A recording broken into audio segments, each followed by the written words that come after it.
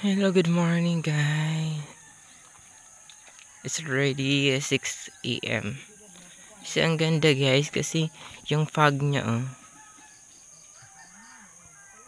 diba? Ang aga natin nagigising dito.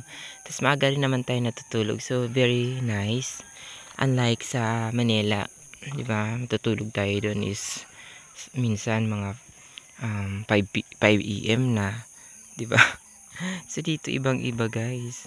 Hindi natin makita doon kasi napaka ng fog kasi umulan kagabi. So grabe, very cold here.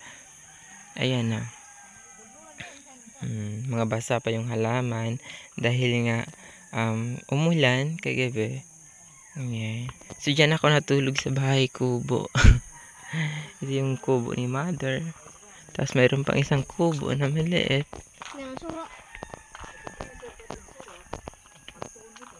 Ito yung bahay kubo na maliit. Diyan ako natulog.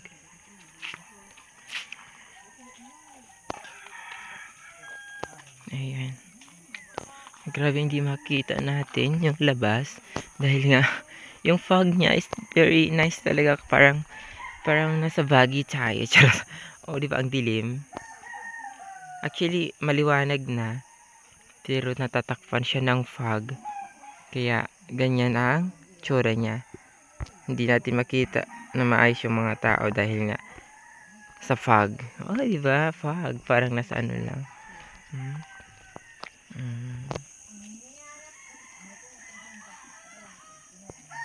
Ayan yung bahay dyan ni mother na munting bahay.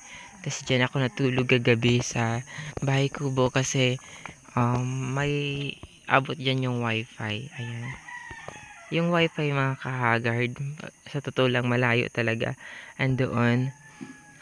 Tapos dito from doon sa wifi, tapos dito sa bahay kubo is medyo malayo din siya pero good.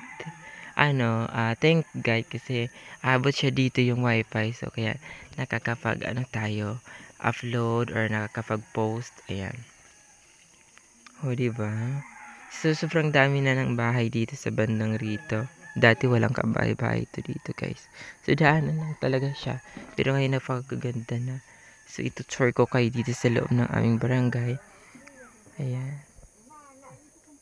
Yeah, so mga kahagard, maraming salamat sa suporta sa ating channel. So hopefully hindi niyo ako iwanan. So diyan pa rin kayo sumusuporta para makagawa tayo ng magandang content. Ayan.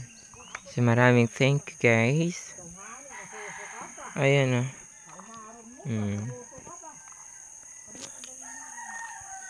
ang garden ni mother doon. Hello.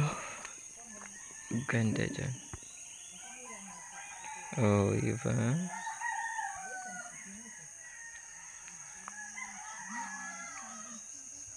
So ayun mga kagard, hanggang dito lang yung ating vlog for today, for this morning. Wow. Ayan, so update lang naman tayo kay Lolo para, di ba? Alam niyo na.